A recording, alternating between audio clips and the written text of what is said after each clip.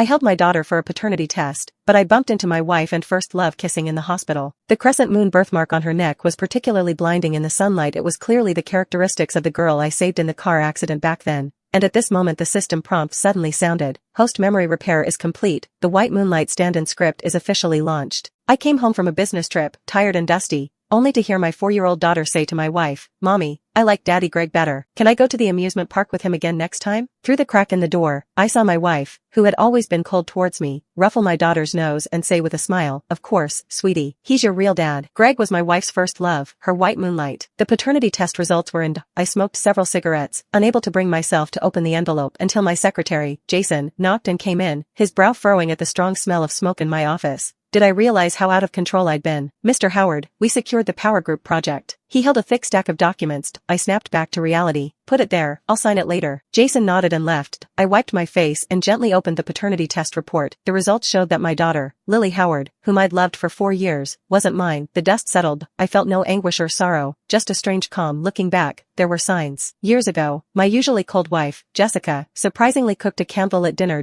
We drank aged red wine. And in the heat of the moment, I forgot protection. But Jessica, who usually hated unprotected sex, didn't blame me. Instead, she calmly said, "I'm in my safe period." She even started to be gentler with me, which was shocking. More shocking was that she, who didn't want children, got pregnant, and even volunteered to keep the baby. She had a difficult delivery. I vowed she would never suffer childbirth again, so I got a vasectomy. Now, I realize how foolish I was. Jessica knew who the father was. She only wanted to have her first love's child. If I hadn't come home early from my business trip last week and overheard my daughter's innocent words about 2 daddies, I might still be in the dark. My story with Jessica was a typical wealthy family business arrangement. Her family's company was in trouble, so they sought help from my parents. The only difference was that I'd secretly loved Jessica for a long time. I also knew she didn't love me. She had a first love, who'd gone abroad and with whom she'd broken up. She married me solely to solve her family's urgent problems. After marriage, she remained cold towards me. I thought my sincerity would win her over, that with enough time, she'd feel my love. After Lily came along, we seemed closer. I thought I'd moved this ice queen, but reality slapped me hard. We'd been married for 5 years. Our daughter knew about her other father. Jessica watched coldly as she manipulated me. To her, I must have been a joke. My phone vibrated. A rare text from Jessica. "Su Yang said you're back from your trip. Why aren't you home? Lily's been asking for her daddy." A wry smile touched my lips. I came home last week hoping to surprise them, but the surprise was on me. No man can immediately calm down after this, and I didn't want to argue with Jessica in front of Lily.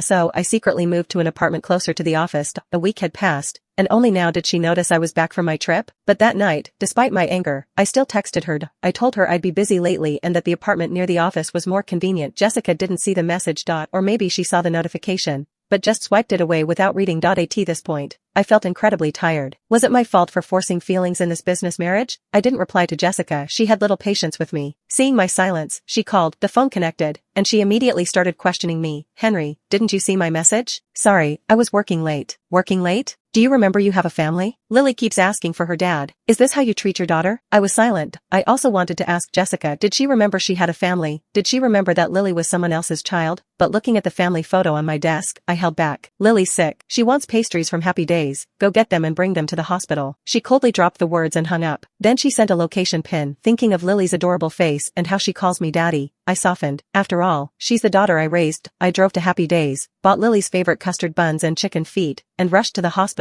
I reached the ward door. Lily's clear voice came from inside. "Daddy Greg, I was so brave today. I took my medicine and got my shots." I paused, peering inside. A young man in a white coat smiled gently. "Greg, Jessica's first love." He affectionately ruffled Lily's head. "My girl is so good." Jessica stood beside them, watching their interaction with a soft expression on her face. In 5 years of marriage, I'd never seen her like this. The 3 of them were so harmonious, like a real family, and they are, if you look at it biologically, aren't they? My chest felt heavy. I felt like the world's biggest fool for rushing to the hospital with the pastries. I was stuck at the doorway, unable to move. Greg noticed me first. His eyebrows rose above his glasses. "Henry?" At the sound of my name, Jessica's soft expression turned cold. She turned to me, her eyes indifferent. "Why are you only coming now?" Her gaze fell on the Happy Days bag in my hand, and she pursed her lips. "Greg already got Lily dinner. So, the pastries I waited in line for were unwanted?" Jessica knew how hard it was to get takeout from Happy Days. Greg smiled, trying to smooth things over. "Lily didn't eat much. These can be her midnight snack." Lily heard Greg mention a snack and clapped her hands. "I want a midnight snack." Jessica disagreed. "No, you brushed your teeth. You can't eat anything after that, or you'll get cavities." But Greg said, "She's still young, growing. Let her eat if she wants, she's too thin. Jessica looked at Greg helplessly. You always spoil her. Lily, smart as ever, heard her mother relent and cheered. Though I'd entered the ward, I felt like an outsider, unable to join the conversation. Greg, seeing Jessica's agreement, reached for the bag. Henry, give me that. He said it as if he were the head of the household, Jessica's husband. His eyes were challenging. He knew that if I had tried to persuade Jessica, she wouldn't have agreed. She wouldn't let me disagree with her on raising Lily. A surge of anger rose. Since I entered, Jessica hadn't given me a good look, and Greg kept subtly provoking me, and Lily hadn't called me daddy once. I started to reflect.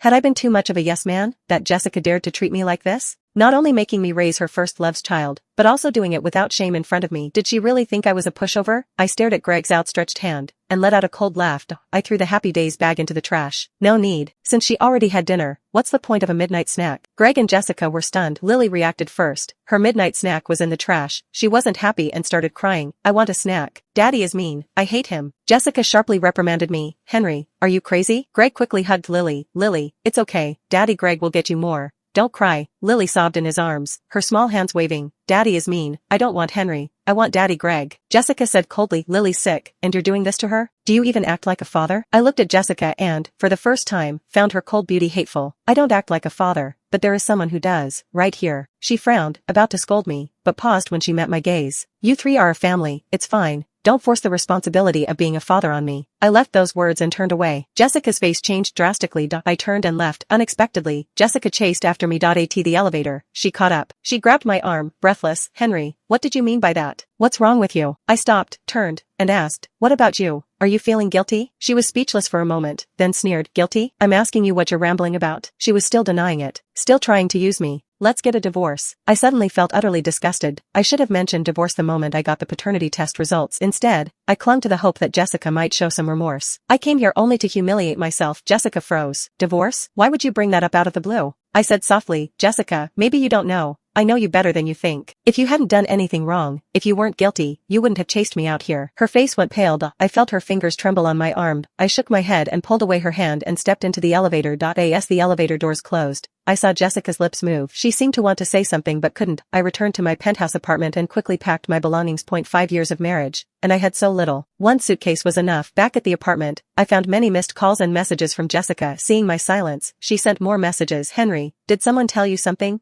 Are you serious about the divorce? Understand this. Our marriage doesn't only represent us, but the Howard and the Wilson families. I chuckled bitterly. I thought she'd chase me out of some guilt. It turned out she was afraid I'd found out something that would affect the cooperation between our families. But why? When she and I got married, my family saved hers from bankruptcy out of love for her. I always gave favorable terms to their family business. What did I get? A wife who only gave me a good face when she felt like it, and a child who wasn't mine. She treated me like a fool. I didn't reply, and contacted a lawyer to draft a divorce agreement. The lawyer was efficient. He sent me the agreement the next day. I skimmed it, saw no problems, and sent it to Jessica. Soon, her call came. Ironically, in 5 years, she initiated contact fewer times than in these past 2 days. Henry, are you serious? Jessica sounded angry. She hadn't expected me to actually go through with the divorce. As you can see, I'm not joking. Let me tell you, once you divorce, there's no turning back. Her tone was confident, as if I would regret the divorce. Even though I'd decided to end it, her tone made me sad. Her confidence showed she knew I loved her, but knowing this, she still trampled my feelings. I tilted my head and blinked. Jessica, I'm giving way to Greg. Isn't that good? You're talking nonsense. It's annoying. She angrily hung up.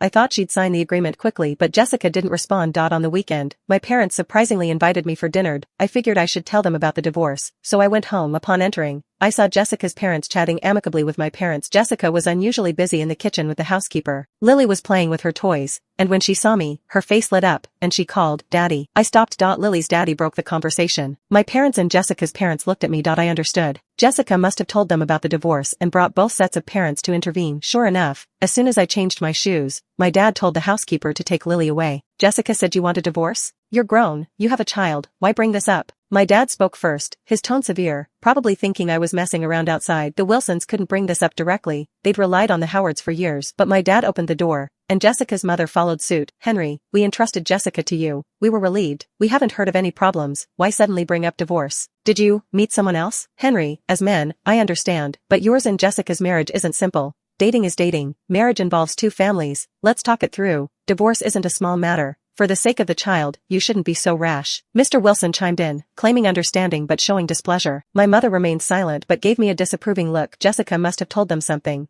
Both sets of parents thought I was in the wrong. Dinner was cancelled. I wanted a clean break with Jessica, but now, I didn't want to give her face. What confidence did my past actions give her? To dare to bring both sets of parents here. Wasn't she afraid I would expose her? Tell Jessica to stop. Let's all come out and hear why I insist on divorce.